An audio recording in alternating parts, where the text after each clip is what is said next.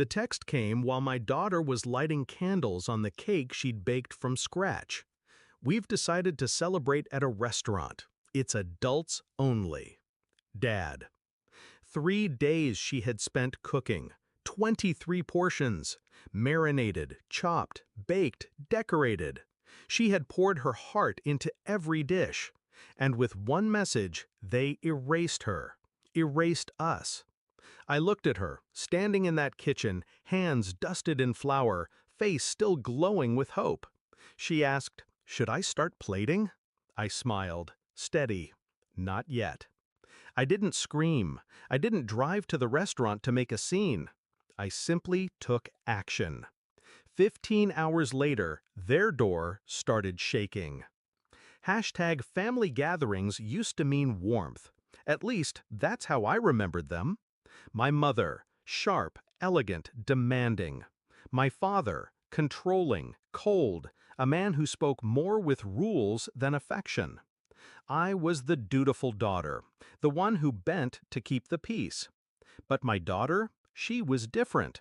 17, with fire in her eyes, with the kind of kindness that disarmed strangers. She loved cooking, not because she had to, but because it made her feel closer to the people she loved. She thought my parents would taste her food and see her. Instead, they spit her out before the first bite. It wasn't the first time. The whispered remarks at Christmas about her tone. The Easter dinner where they invited everyone but us. The sideways looks whenever she spoke her mind. But this was different. This was cruelty sharpened into precision. To cancel her 3-day effort with a text. To call her unworthy, not even with words, but with silence.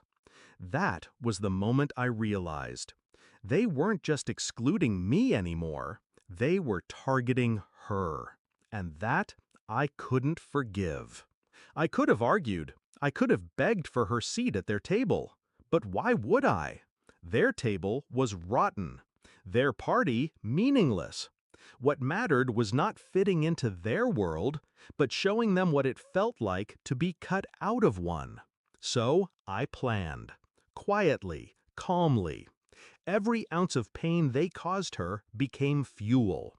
Every slight became strategy.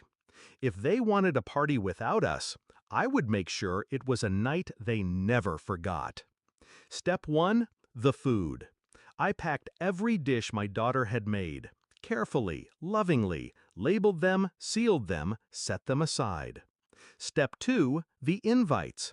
I called the cousins, the neighbors, the very people my parents wanted to impress at the restaurant. I didn't beg them to skip. I gave them an alternative. There's food already waiting, homemade, enough for everyone. Come by my place. Step 3, timing. I sent the group message 15 minutes before the restaurant reservation. While my parents arrived in their finest clothes, expecting applause, their guests' phones buzzed. One by one, the guests turned and walked out. Where did they go? To my house. To my daughter's table. The meal she prepared became the centerpiece. The laughter that filled our home was the kind my parents had tried to deny us. And while the restaurant sat half empty, my daughter, my 17-year-old girl, was surrounded by people who actually saw her.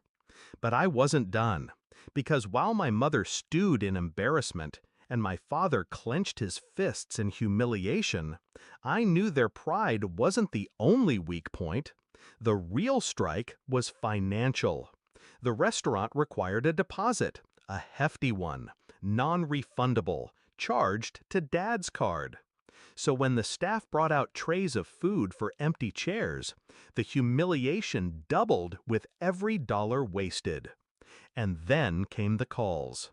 First from my sister, then from Dad. Angry, demanding. I let them ring. Until I didn't. When I finally picked up, Dad's voice was trembling with rage. "What the hell did you do?" I kept my voice calm. I gave her the birthday party she deserved, the one you stole. He spat curses. I didn't flinch. You wanted an adults-only night? I said quietly. Now you've got one. Alone. And I hung up. 15 hours later, their door shook. Not from joy, not from family, but from debt collectors and angry vendors demanding payment. The humiliation spread faster than wildfire. The story of the failed birthday dinner became gossip at the country club, whispers at church. My parents, so obsessed with appearances, were stripped bare. Their empire of pride toppled. And my daughter? She stood taller. That night she looked at me and said, "They didn't want me there." I held her hand, steady. They didn't deserve you there.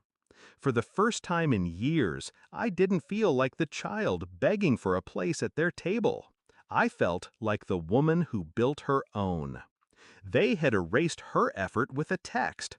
I erased their illusion with silence. And as I watched her smile, surrounded by the family we chose, one truth cut sharp and clean. They tried to make her invisible. Instead, I made them irrelevant.